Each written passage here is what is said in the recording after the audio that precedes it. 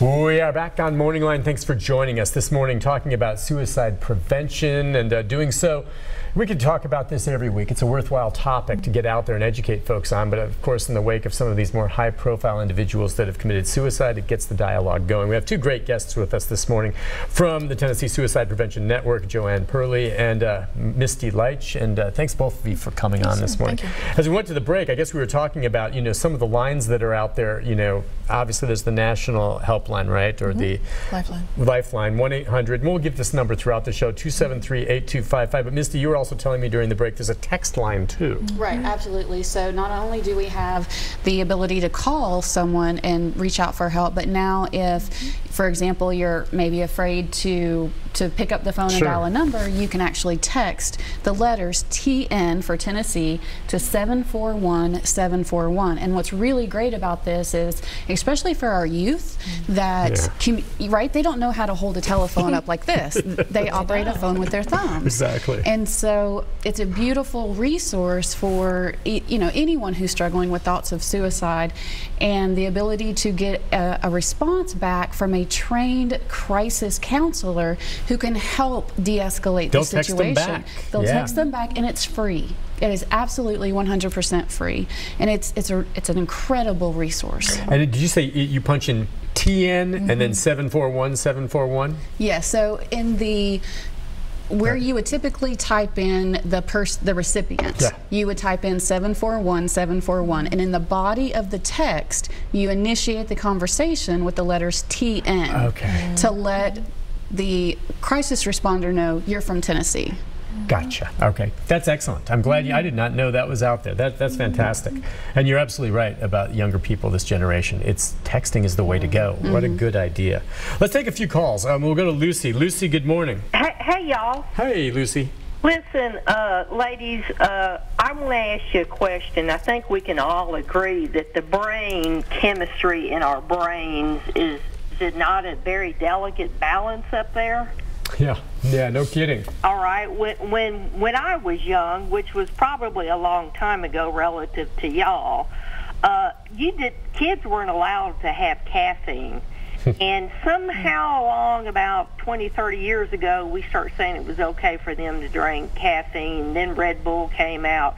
There is a thing called caffeine psychosis, sleep deprivation psychosis, and these kids are young and strong these days, and they push their bodies and they use these things. And to me, these are drugs, not sleep deprivation psychosis, but caffeine, and you combine those things. And then not only that, we have stomach medications now, and we've had these discussions about drugs related to Prilosec that alter your brain chemistry, not your stomach, your brain chemistry.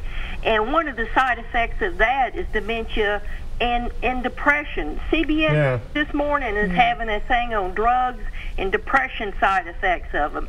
They've got a new pain medication called Blue 101 that they're developing now that's not going to work on receptors in the brain, but in your spinal cord.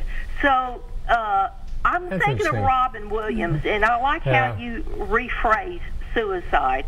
He died by suicide, and people were just shocked, but Robin Williams had a brain disorder, and he was also taking medication for it. From what I understand, one of the side effects may have been suicide. Okay, interesting point. I mean, you want to comment a bit on, her point of, I don't know, medicines, substances that are out there, substance abuse maybe having a role in suicide? Yeah, and on several different medications. I know just watching TV and seeing commercials, you always sort of hear that as being a possible side effect. When they read down the side effects, and there's a zillion of them, and one might cause depression. Kind of like, why would I want to take this? I think what I have right now is better than the side effects. But go ahead. It can be, but definitely there is a huge correlation between substance abuse, substance misuse, and suicide ideation, risk of suicide. So to her point, I mean that is definitely a huge that can play a huge risk factor with that. Are the the highest risk? What age group right now is committing the most suicides? The highest risk for suicide? Dying by, right, see? There you go. Dying by suicide. I'm sorry. And I'm going to have to get used to that. Yeah. Dying by suicide. Is it seniors? Is it, what's highest is what? So if we look at rates, then it is seniors, 75 and above. Okay. But if we look at the actual numbers of people who die by suicide, then it's our age group 10 to 24. Wow. And has that changed over time? Has it become more so that way, or has that pretty much kind of been the trend of those who die by suicide? So we are continuously seeing an uptick in the trend, the number and the rates of suicide. So Tennessee's rate of suicide is higher than the national average, and we have seen that consistently in the last few years. 2014, we had a slight dip in the rates of suicide. Unfortunately, 2015 and 2016, we saw those rates increase again. So, okay, and is it just this day and age more stress on young people?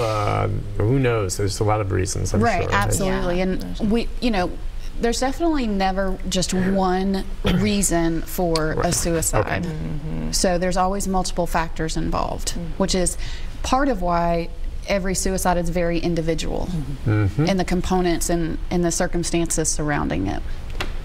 Okay, so it has to be, obviously, when you make these calls for help, treated on an individual basis. There's no template for, okay, this is what we need to do for everyone who's dealing with this.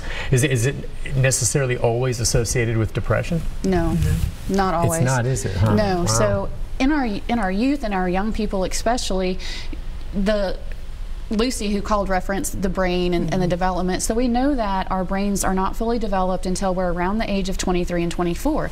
And the last part of our brain to fully develop is our prefrontal cortex. And that's the part of the brain that controls your impulsivity, your ability to reason, your ability to your logic and your reasoning skills. And so in our youth, not having the ability to control their impulses, we see a lot of youth suicides being an impulsive act. Okay. Not necessarily related to depression. I will say that most, if not all, suicides can be tied back to some type of loss, whether it's a loss of relationship, a loss of stability, or even a fear, right, of punishment, or so there's always, I mean, there's themes within suicides, but they are always very individual.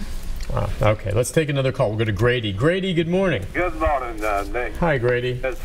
You know, I've had friends that have committed suicide, and death is such banality, but one man had committed suicide in front of his 10-year-old son, and his son was the one that realized his daddy had committed suicide.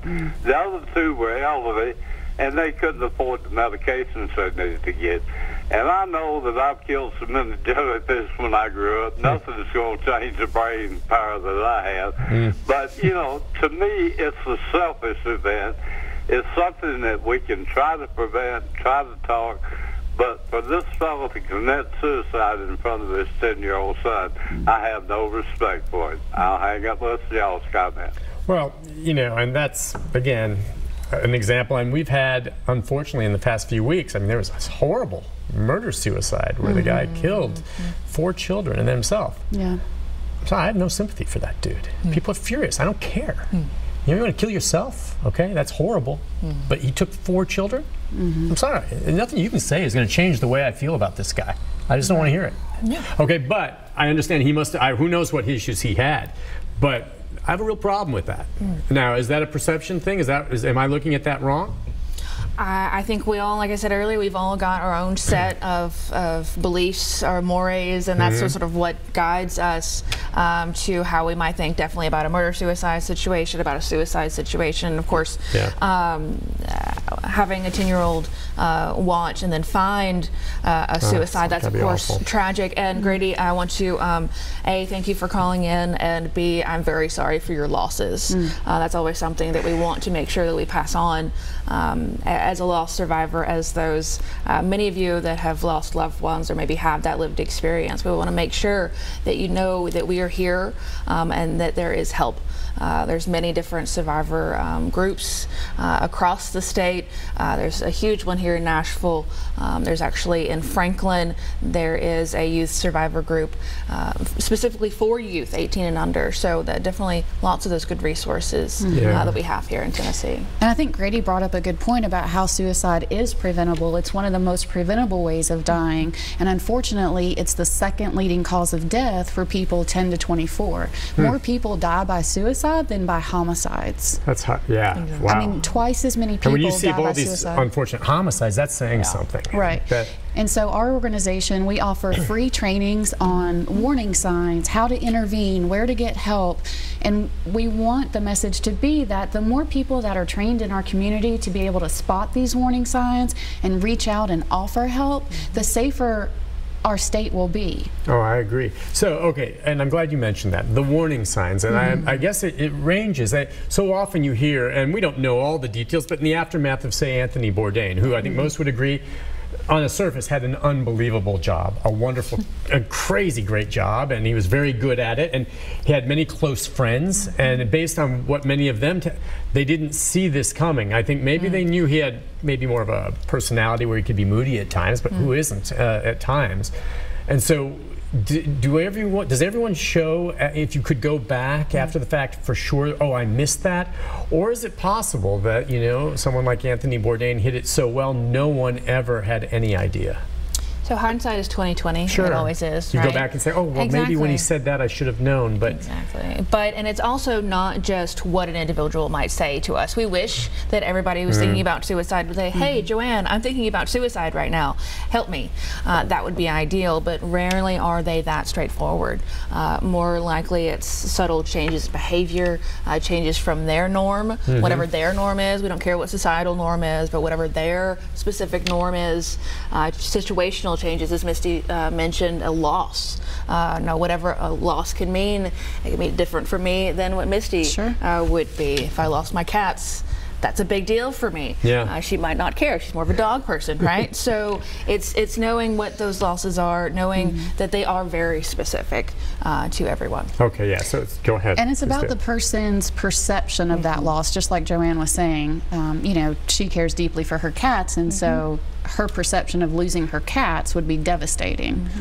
And so what one person may think isn't such a big deal, someone else could very easily perceive that as it's the end of their world. Yes, and so when someone does perceive that, and in their mind it's that, whatever the loss is, but it's that big a deal. So when they seek help, how is it that you're able to change their mindset? And I've met several folks who had attempted suicide that survived and got help, and they're like, thank goodness I did. It took a while, but how do you change their mind at that point when they reach out? So there's a training we offer. It's a 2-day training, and it's called ASSIST, which stands for Applied Suicide Skills Intervention Training. Did I say that correctly? Applied Suicide Intervention Skills Training. Yeah. Yes.